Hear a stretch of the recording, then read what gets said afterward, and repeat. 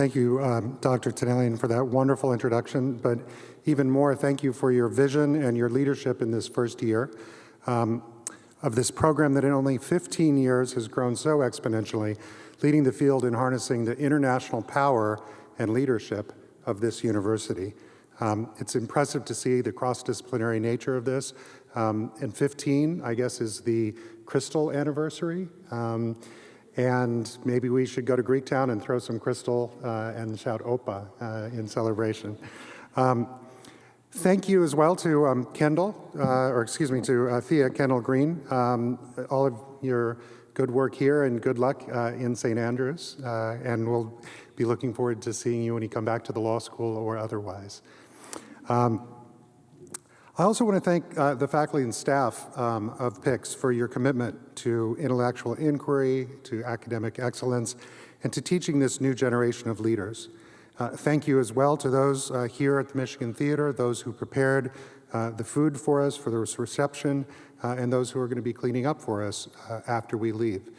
Never forget when we go through life, when we go to other countries, even here in our own country, that there are people who are doing the hard work to keep us clothed, to keep us fed, and keep us in a situation where we can do what we do for mankind.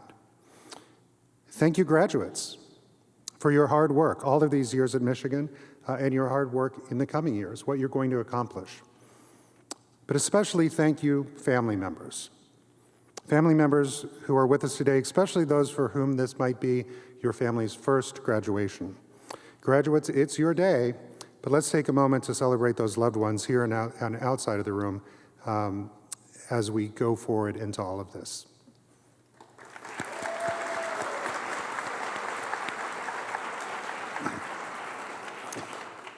Our families deserve thanks because education has been so transformative for so many. It was transformative for my parents, from the ranches and farms of their youth to the international agricultural work that my dad did and the groundbreaking studies that my mom did in the early 60s, the first time anybody had ever studied rural women in Argentina.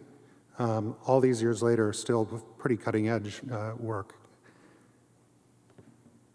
It transforms the people who do it, it transforms their families, and it transforms the people on whose behalf you will work. You will be part of that transformation, not just on an individual level with your academic and career success, but as leaders. In this graduating class, we have the future of democracy, of diplomacy, of politics, of social change.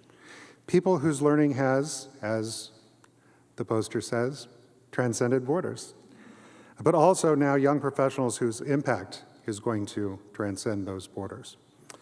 So graduates, the university degree that you've earned is not just a credential, now it's a responsibility. It's a sacred trust.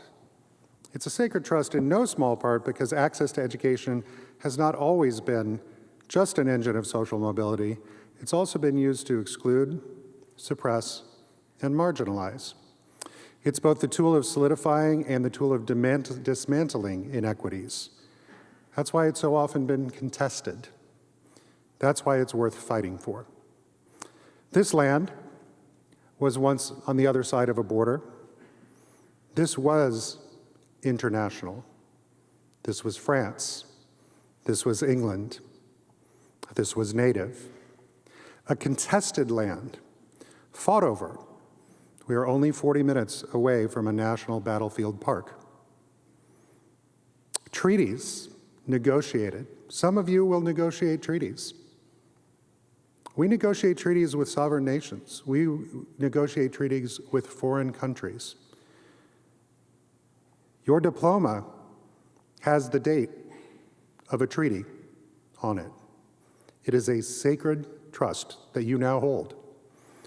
A promise that was made to the Anishinaabe people in signing that treaty when they insisted that this university be formed on the land grant with education for the children. That education for their children is our education as well, and we owe it to them, not just by the terms of the treaty, but we owe it to them as a moral obligation to make that education count. So what does a degree from the University of Michigan, and especially from PICS, represent? Well, as a law professor, one of the first things I ask my students in class about a case is there a statute? And what does it say?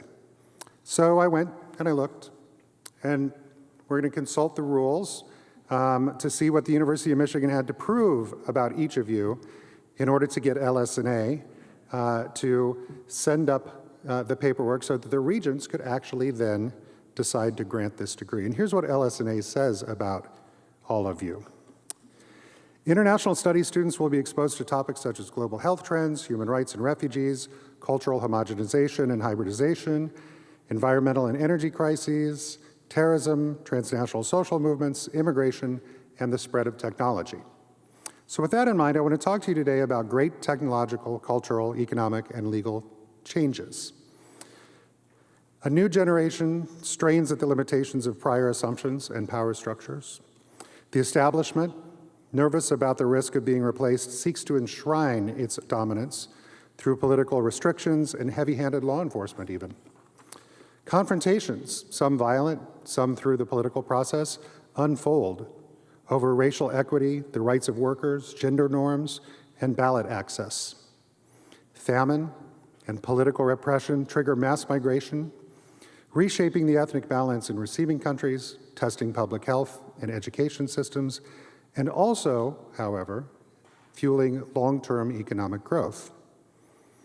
Uprisings in the Middle East result in massive retaliation by a modern army. The borders between Gaza and the Sinai are hardened, and Western powers pressured to intervene to bring peace.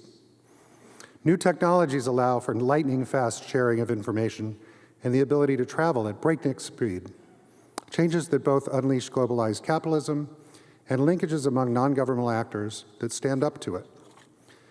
Public health takes center stage, with leaders calling on countries, private companies, and everyday citizens to participate to end pandemics and advance modern practices.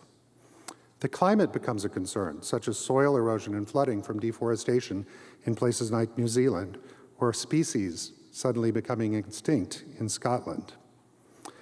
Accepted norms of businesses and global trade come under criticism for being cruel and extractive. I'm talking, of course, about the 1840s. I want to home in on the 1840s because it was a flashpoint.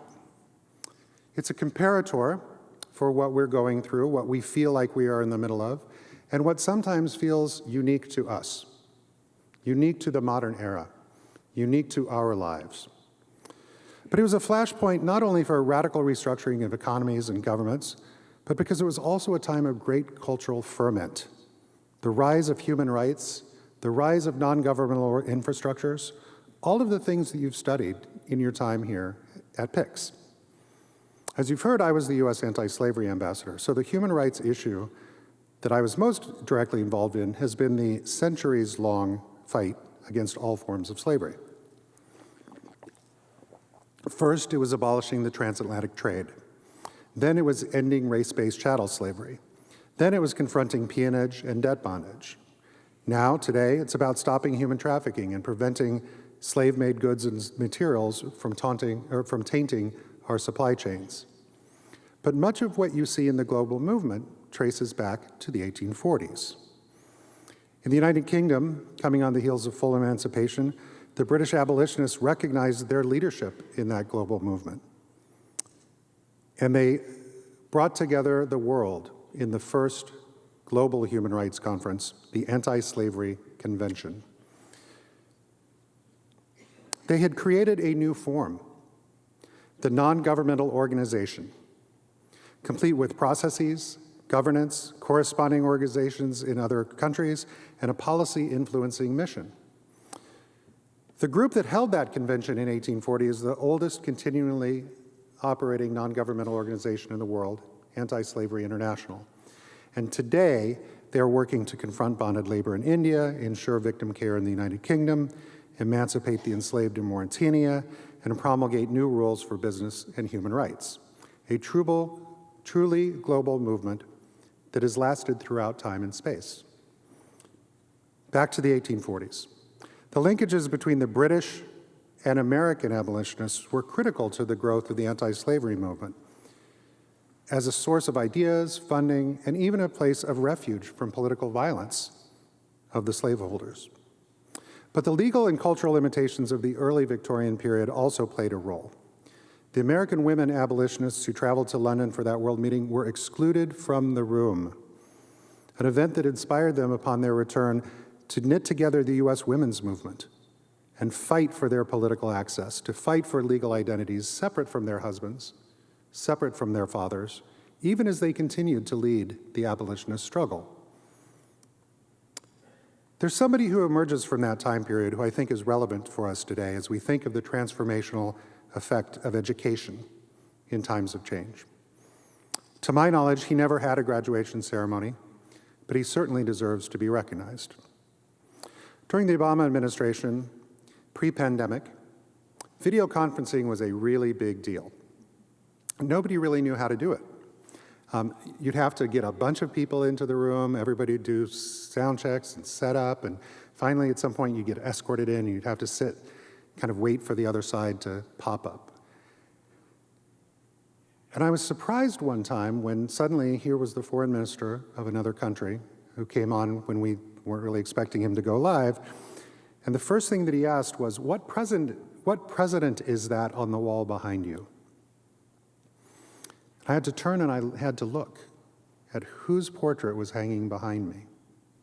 It was not a presidential portrait, but it was a framed photograph of one of the most important Americans who had ever lived, Frederick Douglass. Born into slavery, Frederick Douglass clandestinely taught himself to read and became one of the greatest writers and speakers of all time. When he was sent to the city as a domestic servant, he saved pennies and he paid the white immigrant children with whom he played by the word for teaching him how to read and write. He stored up a vocabulary that would make him world famous. He knew the value of education. Born anonymously, without a birthday, without citizenship or legal personhood, he became the most photographed person in the world. That was conscious and that was political. He sought to demonstrate to the world that Black Americans were serious, dignified, worthy of citizenship by forcing the broader society to witness them. He knew the value of self-creation and how new communications technology could give him credibility and spread his message of freedom and universal rights. His creative control over his portraits and his innovation in distributing them at the dawn of photography has led to some observers recently calling him the father of the selfie. So think about that in about 20 minutes when you start taking selfies again. Born on an isolated plantation on the Chesapeake Bay, from which he could see ocean-going ships sailing past, he dreamed of sailing off to freedom, not knowing that one day he would have to do exactly that when it became too dangerous for him to remain in America because of his escape. He understood the need for a global human rights infrastructure. Fleeing to England as a refugee, he was taken in and supported by the reformers who he had inspired.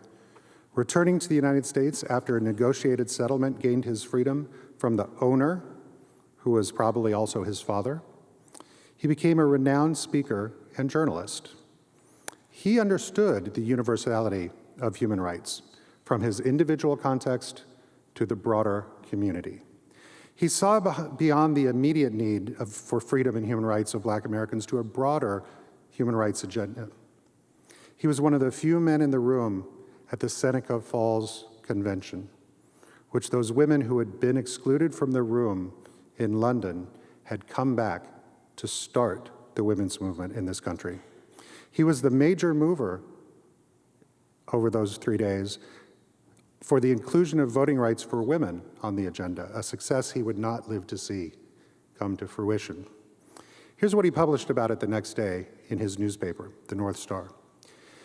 In respect to political rights, we hold women to be justly entitled to all that we claim for men. We go farther and express our conviction that all political rights which it is expedient for man to exercise, it is equally so for women. Very radical for the 1840s.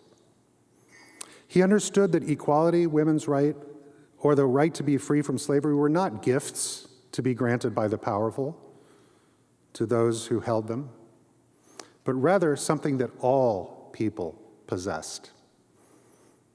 He was at the prime of his life when he saw the end of chattel slavery, but instead of stopping, he didn't miss a beat. He immediately went out and started fighting against those who would mistreat Chinese and Mexican immigrant laborers who were at risk of abuse as Southern employers sought to evade paying a fair wage to the newly freed Black community. He set up banking systems, educational systems. He tried to prevent racial violence and lynching. He was so much a symbol of the new America that he was one of the first Black American diplomats. He was U.S. ambassador to Haiti.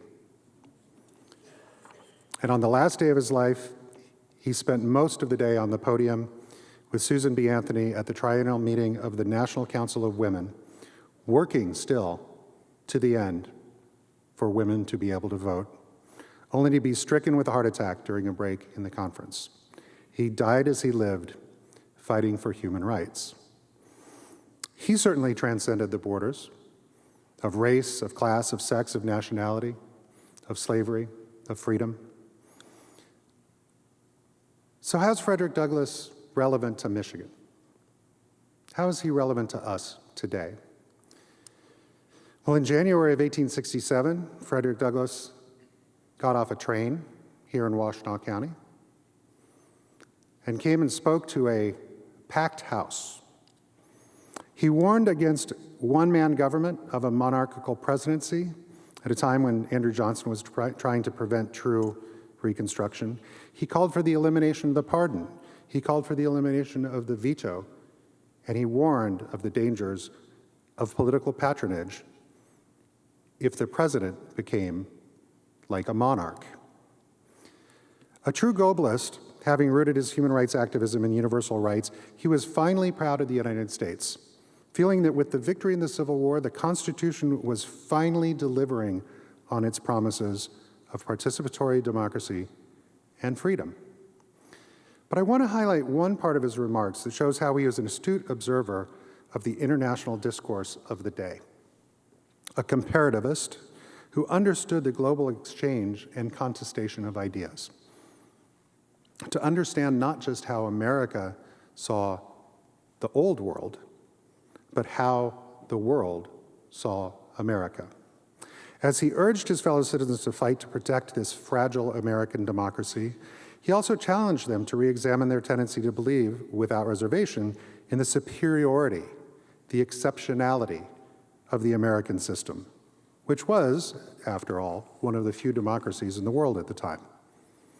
Douglass said, and I quote, "It is well once in a while to remind Americans that they are not alone in this species of self-adulation. In fact, there are many men, reputedly wise and good, living in other parts of the planet under other forms of government, aristocratic, autocratic, oligarchic, and monarchical, who are just as confident of the good qualities of their governments as we are of our own. It is true also that many good men at home and abroad, and especially abroad, looking upon our Republican experiment from afar, in the cool, calm light of their philosophy, have already discovered, or think they've discovered, a decline or a decay and the certain downfall of American institutions, and look to the speedy substitution of some other form of government for our democratic institutions." That understanding that Douglass urged upon our predecessors in the Michigan of 1867 is the understanding and empathy that you've learned in this program. The need to both understand national and cultural differences and advance universal human rights, public health, and climate imperatives. The need to examine all systems of governance, not to tear them down, but to make them better and to make them more responsive to their citizenry. And the need for a cadre of educated, engaged, and committed public servants, whether in government, business, the academy, journalism, or NGOs to prevent monarchical, autocratic, or one-man rule. When I was a student here, I didn't have a clear idea that I could do international work. Ambassadors weren't Latinos. They weren't from farms. They didn't come out of civil rights careers.